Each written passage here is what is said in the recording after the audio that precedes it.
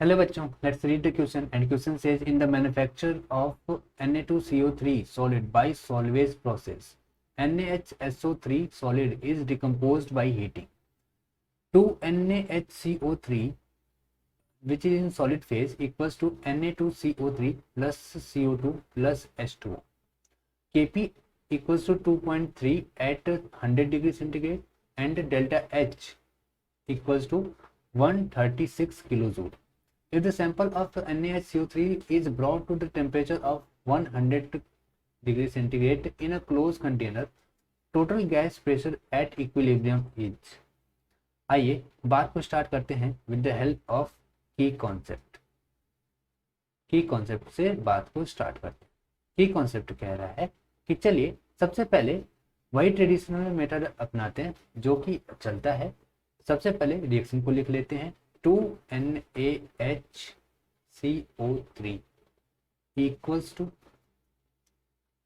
Na2CO3 solid form में, ये भी सॉलिड फॉर्म में है, प्लस CO2 जो कि गैसेस फॉर्म में है, प्लस H2O जो कि गैसेस फॉर्म में। अच्छा, अब यहाँ पे की कॉन्सेप्ट कहता है कि जो प्रेशर एक्सर्ट होता है, तो यहाँ पे हम कहेंगे pressure is only exert by gaseous form या गैसेस।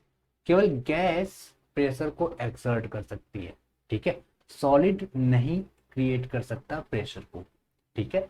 सो यहाँ पे तो समझ में आ गया कि अगर हम केपी का टर्म लिखेंगे तो केपी के टर्म में आएगा हमारा partial pressure of CO2 and partial pressure of H2O, partial pressure of H2O, और इन दोनों की पावर्स 1 1 रहेगी क्योंकि इनके स्टोइकियोमेट्रिक कोएफिशिएंट भी 1 1। ओके, अच्छा। सो अगर हम यहाँ पे देखें ध्यान से तो यहाँ पे हम केपी की वैल्यू को रख देते हैं। कितना है? 0.23 इक्वल्स टू, अच्छा दोनों बराबर मोल में है, इक्वल मोल में लिए गए हैं, इसलिए हम आसानी से एक जनरल कह सकते हैं कि P अगर पार्शियल प्रेशर ऑफ CO2 है तो हम कह रहे हैं कि partial pressure of CO2 equals to the partial pressure of H2O, और इसी को हम P मान लेते हैं क्योंकि दोनों के मोल इक्वल है। ओके, सो यहाँ पे P इंटू पी की कितना हो गया?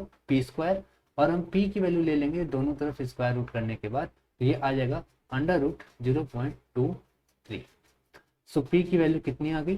फाइनली P की वैल्यू आ गई हमारे पास, डेट इज 0.479। ओके, सो ये आ गया हमारा पार्शियल प्रेशर P, इसे हम करेंगे एटीएम में।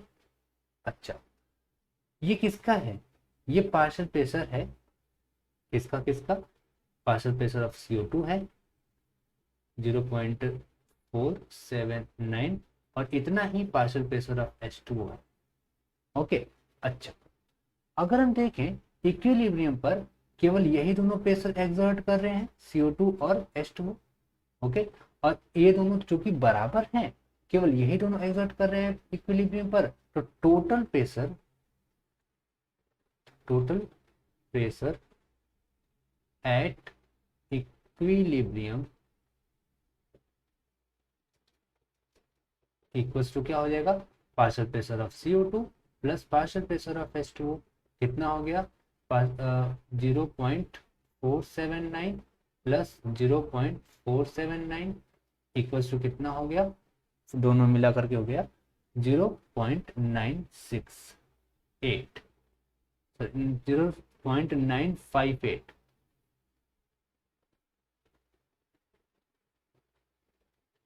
या अप्रोक्सीमेटली हम इसे कह सकते हैं 0.96 ATM।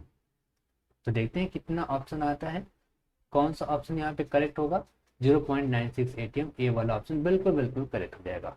Hope this answered your question. Thank you so much.